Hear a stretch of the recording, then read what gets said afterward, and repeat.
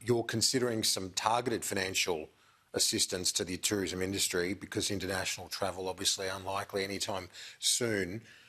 Our indication has been that JobKeeper won't be extended for any sector, including tourism.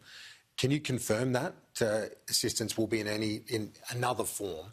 Well, obviously the government is going through the decision-making process around JobKeeper at the moment, and I won't make final decisions for the Treasurer, but everything that the Treasurer has said and the Prime Minister has said has been very consistent that JobKeeper will end at the end of March. So what we then have to look at and see, okay, is there the analysis there, because there is the potential that we might be able to put in place some sort of targeted policies or targeted assistance for those sectors that are still being impacted by the pandemic. So that's one of the things that I've been having discussions with the tourism industry about is, and there's the other issue that we've got to deal with. Domestic tourism has held up pretty strongly in most parts of Australia throughout the pandemic, so it's only those parts of the tourism sector that have really been impacted by the international tourism. So, but do you reassure those people, the mum and dad companies, say in Cairns and other cities where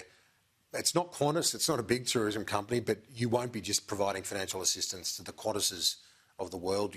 You will remember those mum and dad companies too? Oh, look, in all the engagements that I've had, it's been not only about big companies but small companies as well, because especially as someone who comes from regional and rural Australia, it's those mums and dads tourism businesses that we've also got to make sure that we're looking after. So I've been having a lot of dialogue over the last 3 or 4 weeks when it comes to the tourism sector, A, to understand the issues that they're dealing with, and B, to say to them, what do you think is needed to try and help and support you while we wait for the vaccine to be rolled out, while we wait for international travel to kickstart again, which hopefully might be in forms of bubbles sometime this year. You would think highly unlikely that we're going to see mass international tourism back until next year, I would think at the earliest. So absolutely having those conversations, and we'll continue to have them.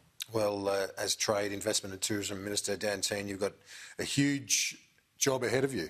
We wish you all the best in some of those. Thanks so much. Thanks, Kieran. Great to be with you.